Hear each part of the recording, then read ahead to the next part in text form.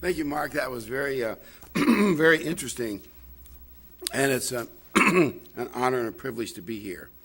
I'm going to start off by reading a scripture that will probably be read by most people during the Passover season.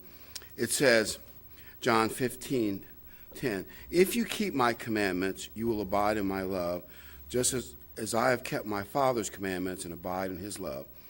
These things have I spoken to you, that my joy may remain, that your joy may be full." That your joy may be full. We're going to talk about what does that mean about joy, and we're going to try to look at the real, at least some of the solid parts of it, because joy is a product of the big three. We'll talk about those in a minute. You know, joy is really more internal, a spiritual byproduct of our growth, with and through the Holy Spirit, where happiness is kind of like you have your happy days when outside events are making you happy, where joy is kind of an internal thing that you're happy or you're joyous or joyful because of the Holy Spirit and what God is doing for you. It's not a wild emotion. It's more of a solid internal thing. And I think we're going to try to see it more clearly. Hopefully we'll make it a little clearer than before I got up here. Let's go to 1 Corinthians 13:3. We're going to look at what I call the big three, 1 Corinthians 13:3, the big three. And Paul writes, as he finishes the love chapter, "And now abides faith, hope, and love. These three, the big three, and the greatest of these is love." So let's look at those three for a minute. Faith will give you trust in God, and that will lead to more joy. Hope will give you a positive feeling, and that will lead to more joy. Love is by its nature joyful. So joy is a byproduct of agape or godly love. And it's more than just human emotions alone. It's more than just human emotions alone. It is something that is solid, like the rock of Gibraltar, like a tank. It's not hollow. And we're going to try to understand it a little bit better this morning or this afternoon. It's based on God's goodness, because it's God's goodness that's the source of joy. The society we live in now is undermining values. And as the world undermines values, there's no real foundation. Everything is relative. You've noticed there's less joy in the world, right? There's less joy in the world. Many are being led by anarchists, communists, and socialists. By the way, someone says, what's the difference between socialism and communism? 100% of socialism equals communism, or no private property. By the way, it's interesting, I was reading an econ book, there's a real good table. It shows you the countries that protect private property the best have the most prosperous economy. It's a real good correlation, just straight line. And you can imagine those that are more socialistic, communistic, where the government owns everything, the economy is in the dumps. Interesting. It doesn't work. I tell students, I try to make it simple since we teach a business class. I say one of the threats to business is socialism. And I say I want to make it simple so you understand why you can't redistribute wealth that hasn't been produced. Say if you were a ranch and you were the father and you had two sons. You had a productive son who was very productive and an unproductive son. Well, you taxed heavily at the end of the year the productive son and took most of his production and wealth away, and you gave it to the unproductive son or least productive son. What would you have done to both sons? You would demotivate both of them. And you'd produce a lot less wealth. The next year, things would go down. That's what they proved, by the way, in the Mayflower. So what you have in society is a lot of rage, anger, and greed. They tell them, the 1%, they've got all the wealth, let's take it from them. By the way, class warfare was done by the communists during the 20th century. It was an absolute disaster, from Pol Pot and his experiments in Cambodia. There are books on it, but you get the general idea. When you get away from God's standards, it just doesn't work. They even had food police.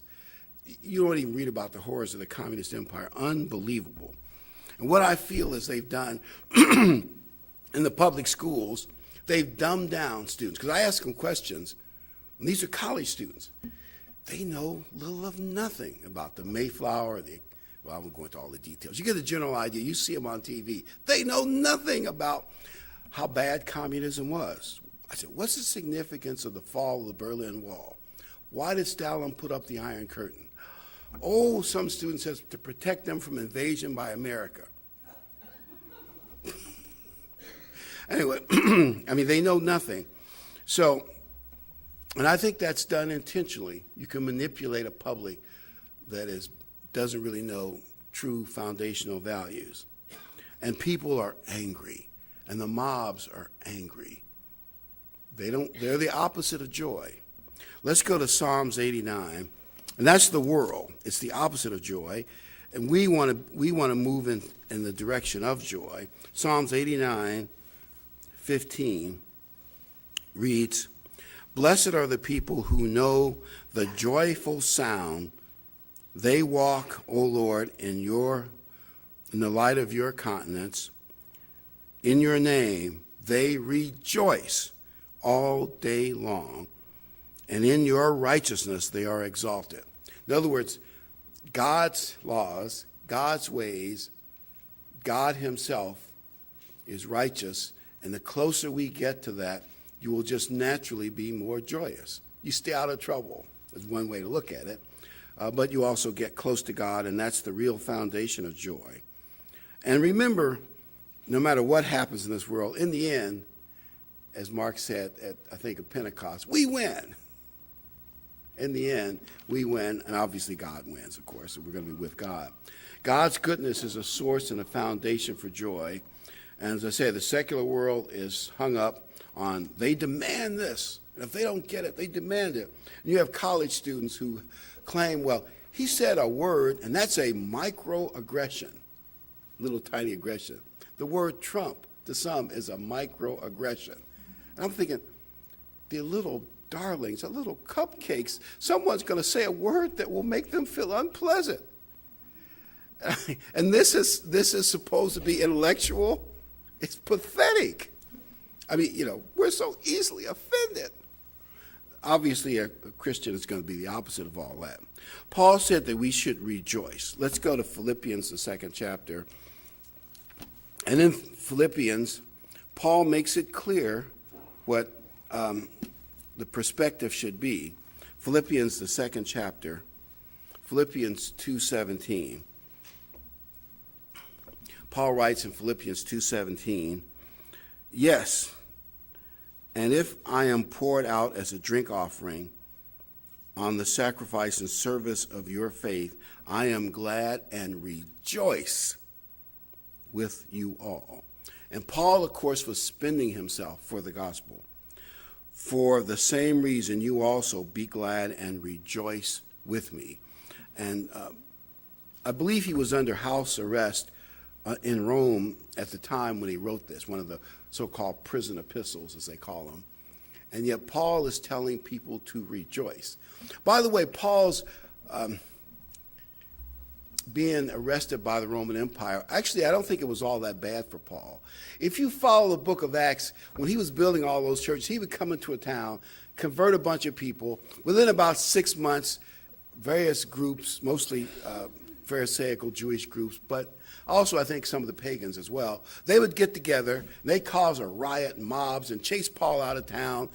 Sometimes they beat him up before he got out. Once he got stoned, almost dead. He was running from city to city after mob, but he'd leave a church behind him, a good, strong, well, at least mostly strong churches.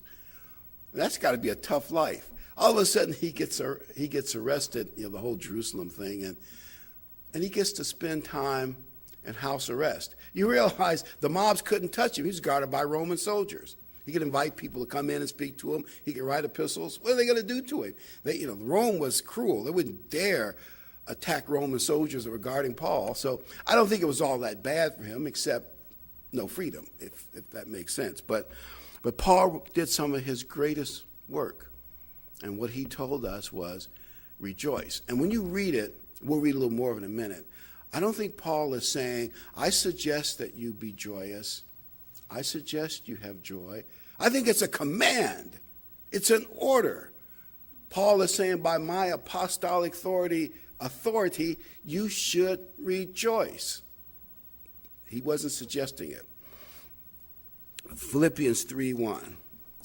I may be wrong about the Roman imprisonment being a break for Paul. I suppose you could look at that different ways, but that's just an opinion. Philippians 3:1. Finally, my brethren, rejoice in the Lord. Doesn't sound like a suggestion, does it? Rejoice.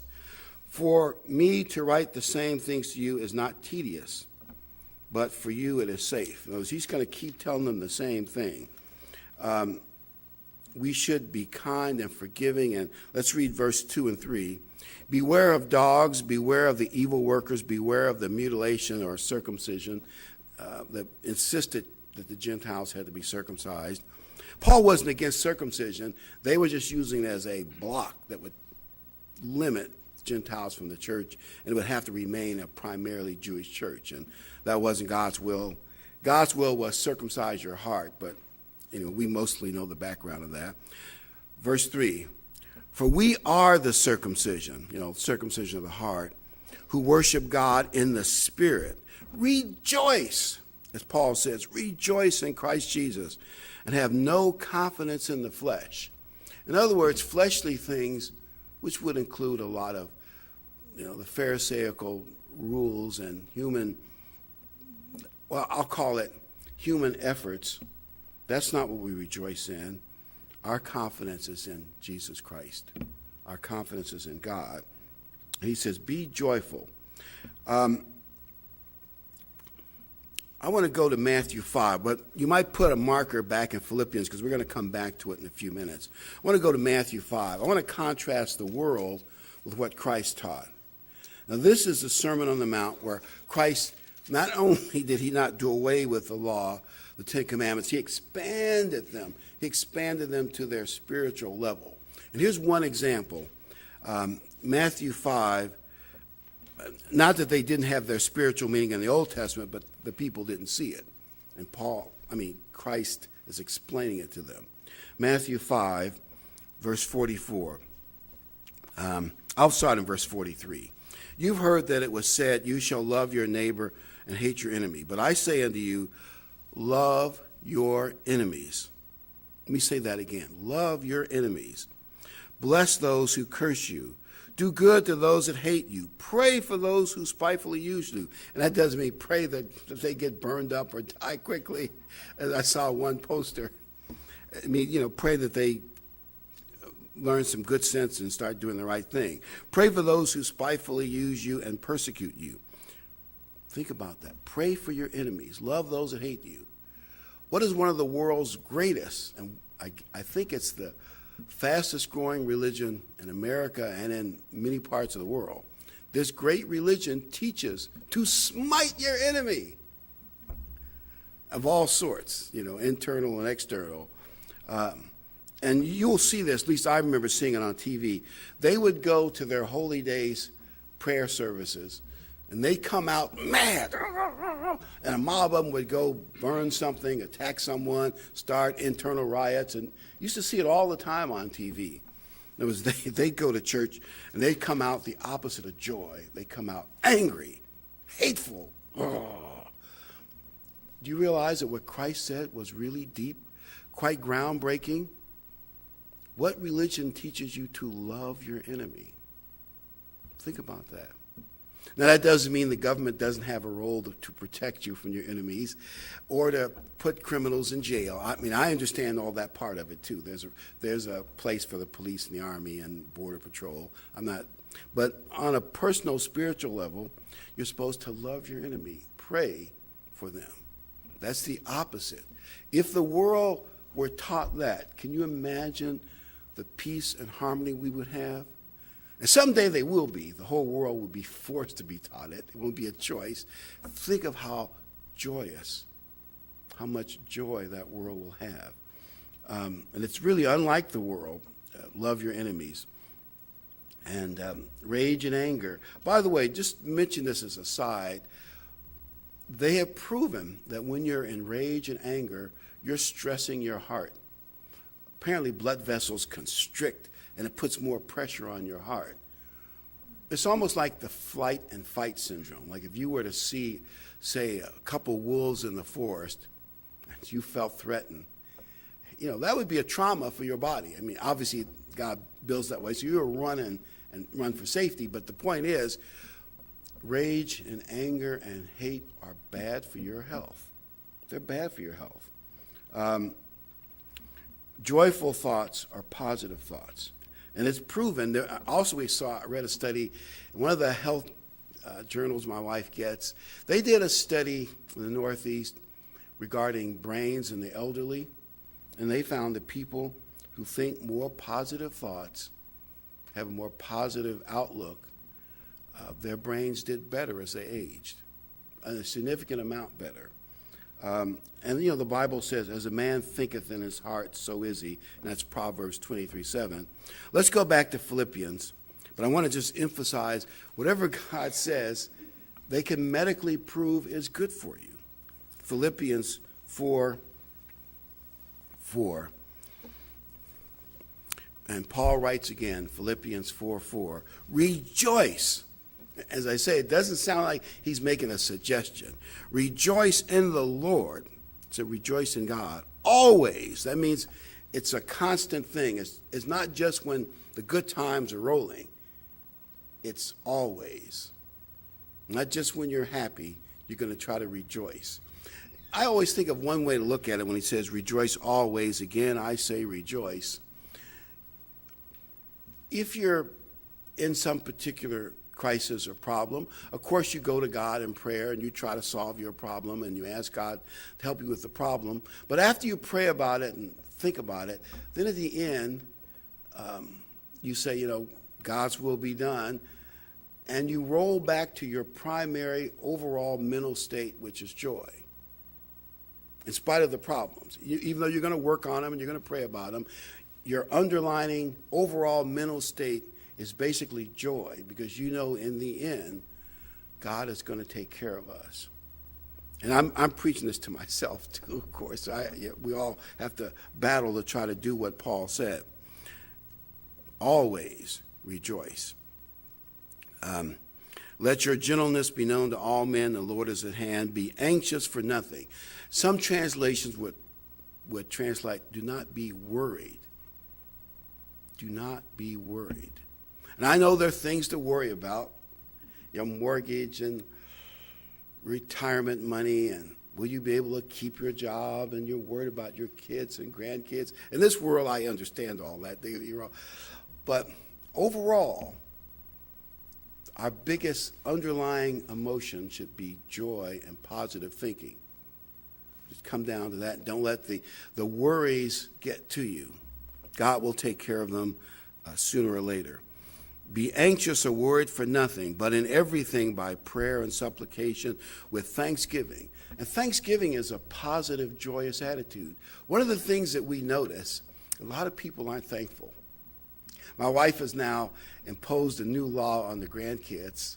When they get a gift, they have to write her a note. She calls it the law of the grandmother, thanking her for the gift. Or they don't get another one until they get that note in the mail. And you're saying, well, is it going to work? I don't know, but don't you get the impression that kids have so much stuff they're not thankful? They take it all for granted. The young people take it all for granted. We should have free health care, free daycare, free college. Some will say free housing until you look at government housing. Then you'll think long and hard about it. Take my word for it. Go to some of the big housing projects that are run by the government. You'll soon know what I mean. But we should have everything free. And I'm not against certain social programs to help people that need help, but think about it from another point of view. Shouldn't they say, I should be grateful to be in America? Shouldn't they say, I'm grateful to have whatever I do have?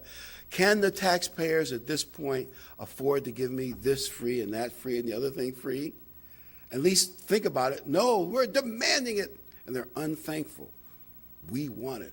And certain politicians are playing to that. And And it looks like the devil is manipulating the media and people so that we're probably going to get a lot more of that. And I'm giving you I hope I'm wrong, but it looks that way, doesn't it? So brace yourself for a very unthankful generation.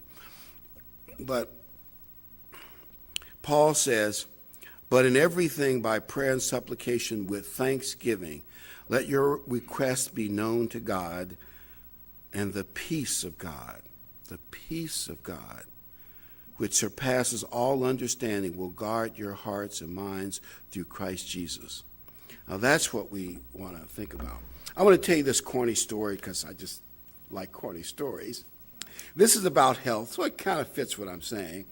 This lady is very upset, a senior lady, and she calls her doctor, and she says, "Is it true?" And the doctor says, "Is what true?" "Well, what it says on the label of the medicine, that I have to take this medicine the rest of my life." The doctor said, "Well, I'm sorry to say, but yes, it is true." And then there's a little bit of silence. She said, "Well, I'm wondering just how bad a shape am I really in?" The doctor said, "What do you mean?" "Well, it says right on the bottle, do not refill."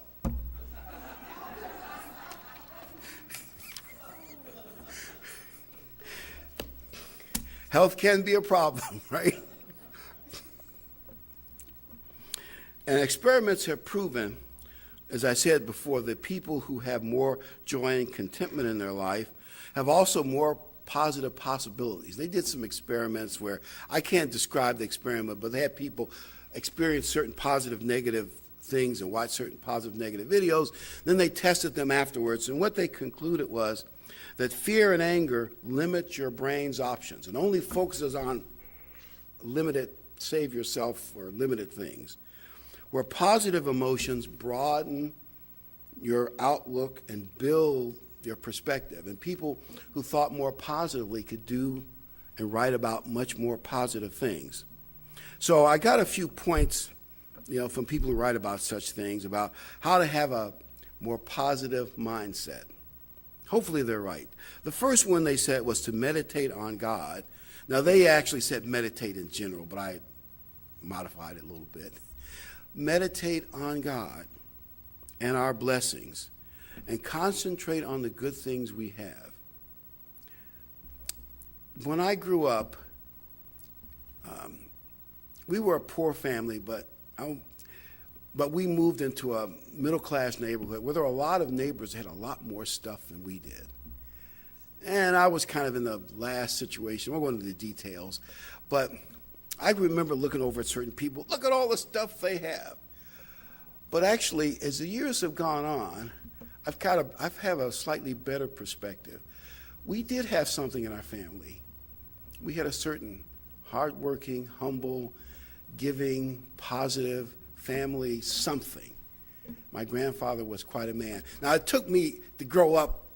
I didn't really perceive that until I was like 18 or 19. As a kid, you're not quite as smart as you ought to be. And then, so maybe the people who seemed to be lucky weren't so lucky.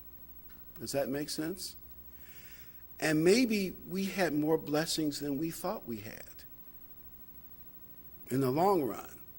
And you might look at yourself and say, well, these guys over there, they have this big, beautiful house on the hill, and they've got all the, whatever they have, but you probably have a lot of blessings. We just don't think about it enough. The world has you looking at all the rich and famous you see on TV. The world puts us in a perspective to envy other people. Isn't that pretty much a lot of what promotion is? Instead of saying, what do we have to be thankful for? Actually, we have the number one thing to be thankful for. We have the truth. Even if you don't have a lot of money and a lot of things and whatever you don't have, I mean, that's, it may not be as important as it seems. And then they say, write down your blessings every so often. And even when you have a trial, often there's a silver lining in there somewhere that you can look for it. Number 3, and this is one that I didn't think of till I read it, but I thought maybe the guy's right. He said, have fun with other people. In other words, don't get too serious. He's not saying don't take care of your problems and don't, be irresponsible. I think I know what he means. Every so often, have fun. You know, I was thinking about when you get to play baseball with the grandkids, not that as we get less and less athletic, it maybe becomes, we can't outrun them anymore. But the point is, it's still good to play stuff like play golf, play catch, play soccer, play cards, do something fun with other people every so often. And the fourth one they mentioned was make other people feel good with honest, specific compliments. My granddaughter, one of them, she says, the world is full of friends I haven't met yet. She goes around hugging everybody. She's too friendly. And, you know, you got to worry about somebody like that in the world, especially this world. You got to guard her. But she's real friendly, and, you know, she'll see somebody in the, like we're in the swimming pool last summer, and there was a handicapped boy. She jumped in there and befriended him. And anyway, the point I'm getting at is, and I started doing this, and I think she suggested it because she does it. You go in a mall and you see someone with a cute little baby or a toddler, and you compliment them on their toddler. They just light up. It doesn't cost us anything, and then you feel good because you made them feel good. And I just think there's something to be said for making others feel good with specific, honest, not false compliments, not flattery. You're not trying to trick them or anything. And there are a lot of beautiful babies in the world. Philippians 4, verse 11, 4:11. Not that I speak in regard to need, for I have learned in whatever state I am to be content. I know how to be abased, and I know how to abound. By the way, when you read that, you might think, well, it's easy to abound. No, it isn't. There are all kinds of stories of young athletes got $1 million contract and they're 22 and their life goes to pot because all that money they can buy drugs and, well, we won't get into all the stuff they can buy, but their lives go to pot, all that money all at once. It takes some character to handle wealth as well as handle poverty. Paul learned how to be content with whether we had a lot or little. Be content no matter what your lot in life. Isn't that what happiness, peace, and especially joy is about? Being content with whatever you have. That's real maturity. Be content with whatever you have. And maybe you can work toward getting something better, but you're not going to be discontent and angry until you get it. That's unlike the world, which is teaching the exact opposite. And much of promotion is that.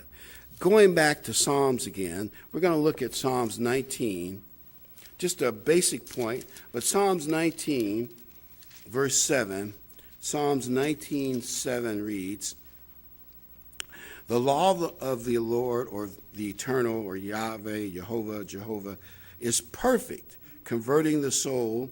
The testimony of Jehovah is sure, making wise the simple. In other words, when you obey God, you stay out of a lot of trouble. Going on to verse 11.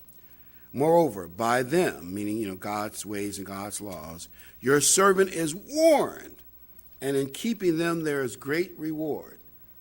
Following God's way keeps you out of a lot of trouble, right? And that's good for you. And they say use positive self-talk. Remember, Christ has won a great victory at Calvary for us. On the stake, he won a great victory for us. So be happy. Now, sometimes I find myself in the position that Mark does. You're watching Fox News and you're reading the Wall Street Journal and other papers, and you can see the disaster coming on America and the stupidity of, I hope I don't get criticized for saying this, Black Lives Matter and the Wall Street and those against Wall Street, and I guess they have other radical names, and you know who's behind it, and you can see the country going to pot. And who does the media give attention to? People like Al Sharpton and, anyway. And you say to yourself, is there any sense in this country at all left, especially in the media? Of course, the answer is no, or not much at least, not much. And you get all upset. So I say that every now and then you watch too much news and you need a news holiday. And even when you see the news and you see prophecy being fulfilled, the decline of the great, if you want to call it, non-Catholic Christian Bible power, Britain has already declined. It used to be called Great Britain. No one even has a great anymore. They don't even have one aircraft. They don't even have an aircraft carrier. The British Navy is, by definition, that's called a hollow navy. Britain is no longer great. You see America heading that way, don't you? They've been cutting the defense budget, and, oh well, it's clear to see we're heading fast. And the public is okay with it. Many other negative things in the news. There's another way to look at it. We're closer to paradise. Aren't we closer to paradise? Let's say Christ is coming back in 9 or 10 years. Now, I'm not setting dates, of course, I don't know anything. But it does appear that America has to decline as a stabilizer of the West for this united Europe fascist dictatorship to come, right? That seems logical. We create the power vacuum. Already, some people in the Middle East are already fulfilling that power vacuum. I don't know whether ISIS will be the caliphate or the king of Saudi Arabia or someone in Egypt or the Iranians, but I'm sure it'll be an ugly struggle. But you can clearly see the Middle East is headed that way. Just a matter of who wins the bitter, evil struggle. And Europe will be into it pretty soon. So as America pulls back and declines, creates this vacuum. By the way, the world never appreciated how magnanimous America was in World War II. Basically sheltering the whole world from the evils of communism. And do you realize that America at one time, after World War II, had the only A-bomb, the only hydrogen bomb, the biggest Navy, and the biggest Air Force in the world, which means we could have bombed any place they wanted to. Not that they want to, but you know what I'm saying. Think of if certain dictators had that kind of power, the horror they would have brought on the world. But America brought relative security and even improved the governments in Japan and Germany.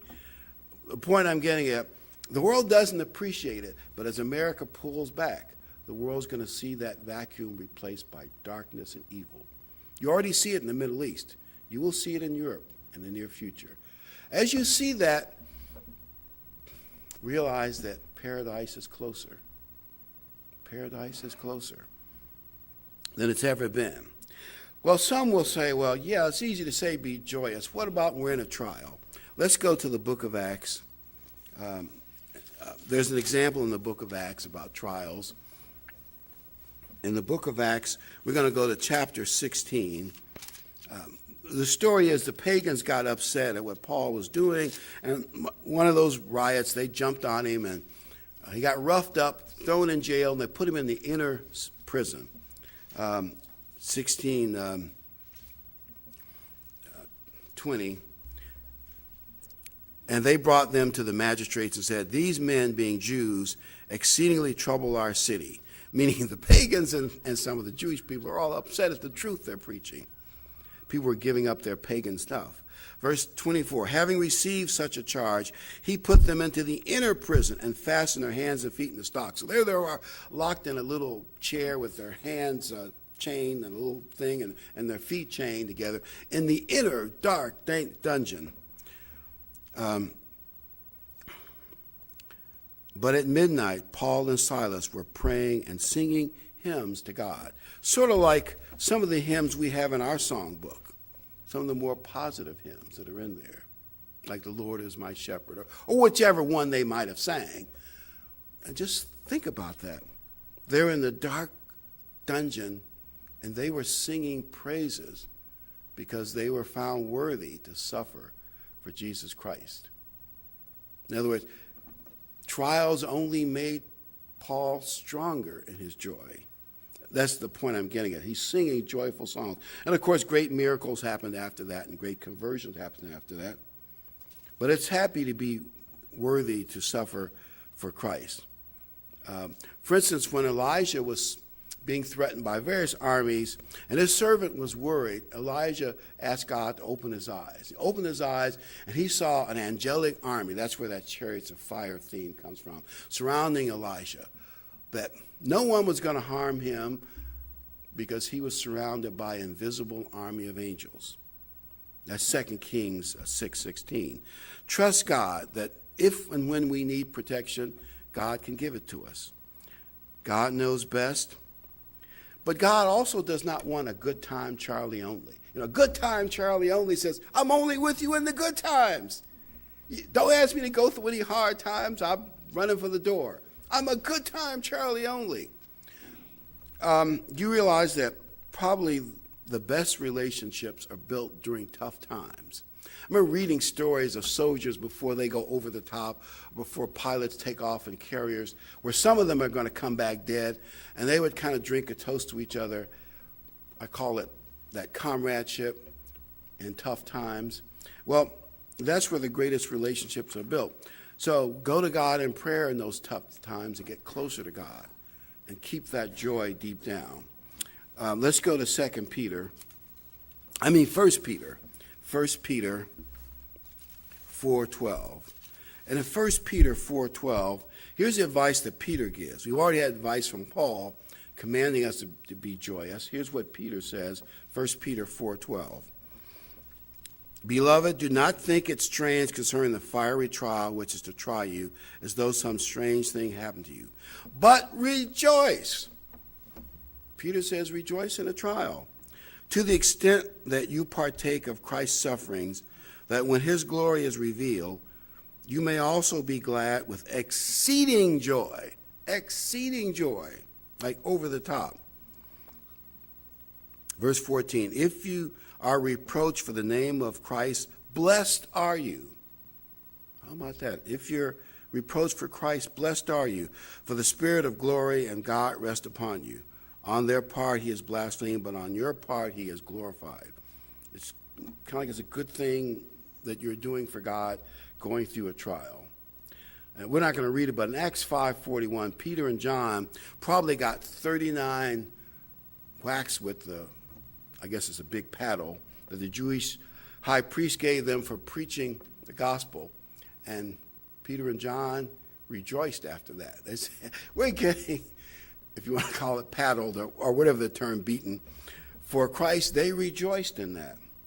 To rejoice in a trial is a great thing. Verse 15 of 1 Peter 4, but let none of you suffer as a murderer or thief or evildoer or a busybody in other people's matters. And if anyone suffers as Christians, let him not be ashamed, but let him glorify God in this matter. So obviously, we're not supposed to glorify in our making mistakes. So I want to bring up the next problem. People say, another reason to not be joyous. What if it's my mistakes and my sins that I'm sad about? Obviously, as we get closer to Passover, we need to, examine ourselves and take our sins and mistakes seriously. But I would add, I hope I say this so it doesn't tell anybody I want you to be bad or disobey God. I don't mean it that way. But Christ understands human nature. He was human for 33 and a half years. I mean, that's one reason God the Son went through it. He understands. Be positive. So even when we mess up, now you may need to be repentant, but be positive. One more corny joke. This is one that I understand from the background of things I've read. Hopefully, by the way, there's a TV show called Israel News Now that's on one of the Christian networks. When you watch that show, you'll know the meaning of this joke. If any of you ever get a chance to watch that news show, some of you might have. In Israel, two Jewish men are riding the subway. And one says to the other, Moshe, you're reading an Arab newspaper. Why are you reading an Arab newspaper? Moshe says, well, I used to read the Jewish paper, the Jerusalem Times. And what did I see in the Jewish newspaper? The United Nations is treating Israel unfairly. America is no longer helping Israel. Anti-Semitism is growing on the globe like a plague, growing more and more. There's poverty in many Jewish areas where people can't have a decent Seder. That's their big Passover dinner. And things are just bad everywhere. That's what I got for reading the Jewish newspaper. But when I read an Arab newspaper, here's what I learned. I learned that we Jews control all the banks, all the money, all the media, and all the wealth. Now I can be happy. And if you see those conspiracy theories, yeah, if the Jews were controlling all that, why are they suffering so much? But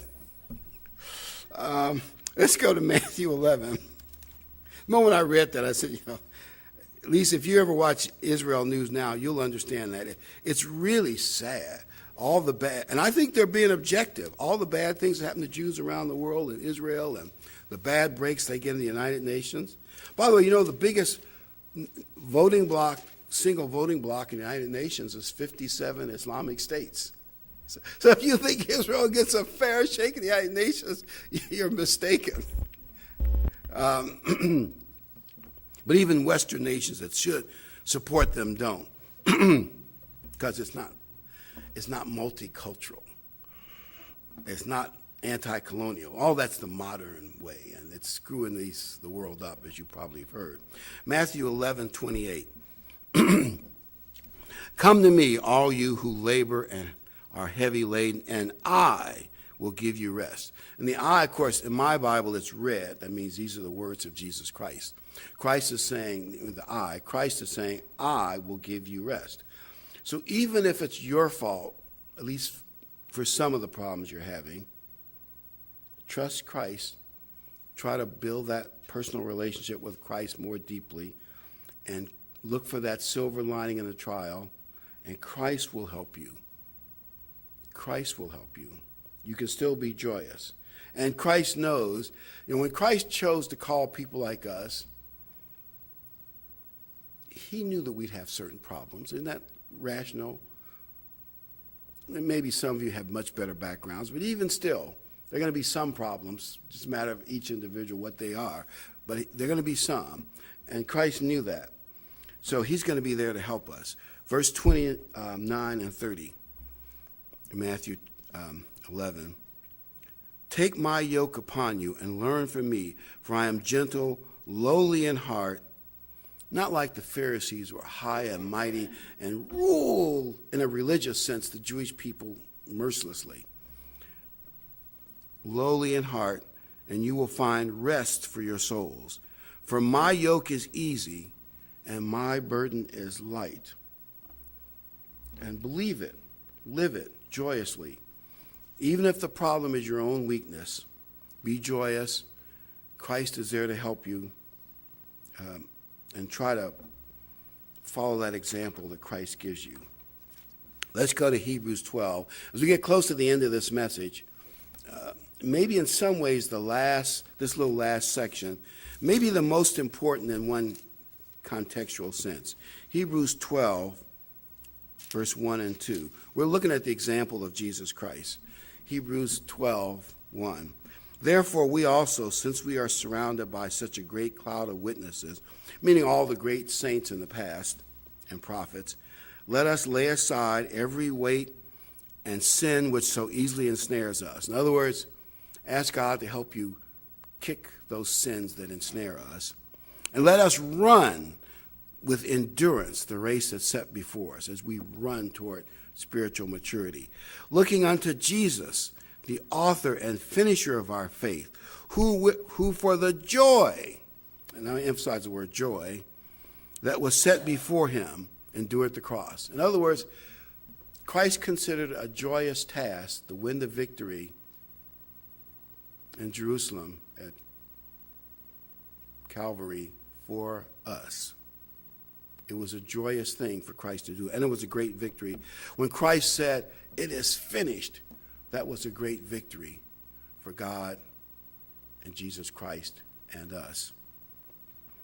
For the joy that was set before him endured the cross, despising the shame, and is set down at the right hand and throne of God. And he's our high priest, like our lawyer on the right hand of God, advocating for us sinners to help us get through it. With joy, Christ has won a victory. All of our sins are paid for and covered. We need to repent as needed. Like in the cookbook, it says add salt and pepper as needed. As you mess up, repent as needed and try to do the right thing.